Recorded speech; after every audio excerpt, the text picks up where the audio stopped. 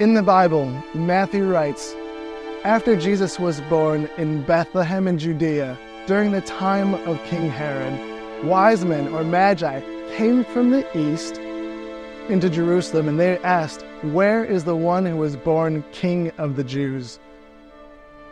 We saw his star when it rose, and we have come to worship him." Now, Christians believe that Matthew was describing true historical events. The wise men or magi were brainy people, the scientists of their day. Being astronomers, they would have studied the stars.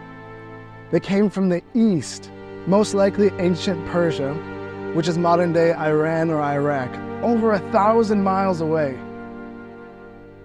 These magi would have looked at the night sky closely night after night for years, looking for God to speak to them through the stars. And then one night, this bright, unique star appeared. So the wise men, these magi, believed that God was speaking to them, that he had a message, that he had this great news that the long-awaited king had arrived. They would have read in ancient biblical writings about this king, about this Christ, this Messiah figure, that he would come to rescue and rule the world with peace and with justice. He had finally come, and the wise men knew that they needed to visit this king. Now, although they knew this journey would be long and dangerous, they knew they had to be there. They had to witness history being made, and they needed to accomplish their goal. Now, so like runners beginning a race, they began this epic journey, but this journey was about the equivalent of 40 marathons.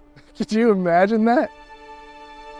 They were motivated not by personal gain, but by a desire to give to and honor this special king.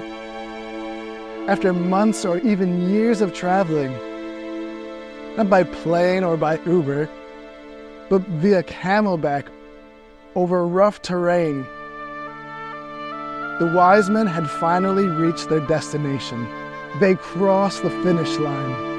The same star that they had initially seen guided them precisely to the place where the child was. That's precision. Better than GPS or Google Maps. They made it. Now, Matthew's gospel said that they came to the house, they saw the child with his mother Mary, they bowed down and they worshiped him. That child, of course, was Jesus. Imagine this scene.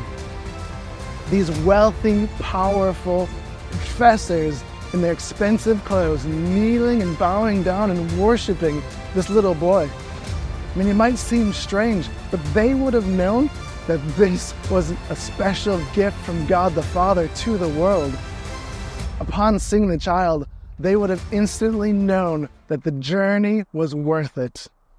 Jesus, the prize greater than any medal. And now they wanted to give God a thank you gift in return. And so they offered 3 symbolic gifts: gold, frankincense, and myrrh. But these men gave more than material gifts.